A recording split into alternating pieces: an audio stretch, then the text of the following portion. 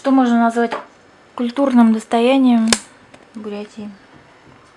Культурное достояние Бурятии. Вопрос очень такой, конечно, обширный, на самом деле.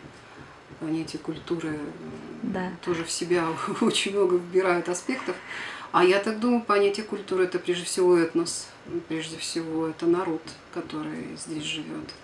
Вот я думаю, что это самая основа, вот это человеческий фонд, культурный фонд. Я так думаю, что вот, наверное, самое главное. Вот эти вот традиции, для меня это тоже не пустой звук, поскольку бабушка моя бурятка.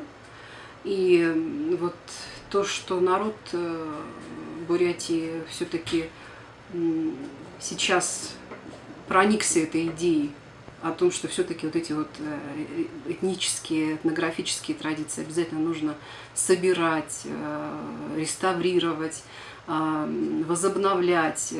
Главная ценность восточная семья, да, это же все очень замечательно, это все очень здорово на самом деле.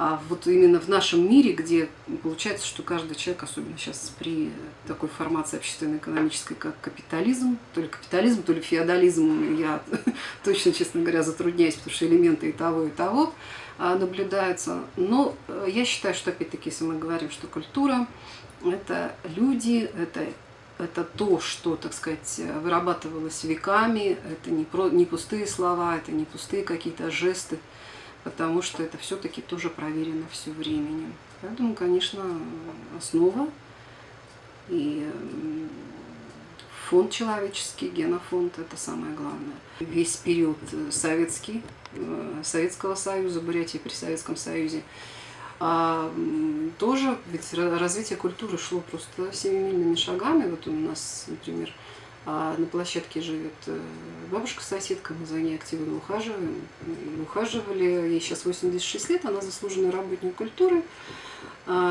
И как вот она, в разговоре с ней постоянно вот всплывают традиции наших певцов, да, вот культуры. Посмотрите, какой был у нас театр оперы и балета. Это же ведь вспомните представителей вот этого прекрасного генофонда, и Ленховоин, и Базарсадаев, и Дашиев, Лариса Сахьянова, Самбуева. Ну это же ведь просто, я считаю, что звезды первой величины, которые не уступали, абсолютно не уступали ни той же Колпаковой из Мариинского, прочим другим артистам. И всегда, допустим, наши вот эти вот артисты замечательные на гастролях, когда выезжали в Москву и по миру, то всегда очень были прекрасные отзывы. Но, во всяком случае, вот моя соседка Клавдия Петровна Маланова, заслуженный работник, она всегда вспоминает об этом с такой большой теплотой и, конечно, сетует вот сейчас опять-таки на то, ворчит немного, что вот эти вот традиции воспитания вот этих вот культурных кадров, артистов тех же, немного утрачены. То есть они вот где-то утеряны. Связь поколений, передача опыта. И, конечно, вот об этом, может быть, стоит сожалеть.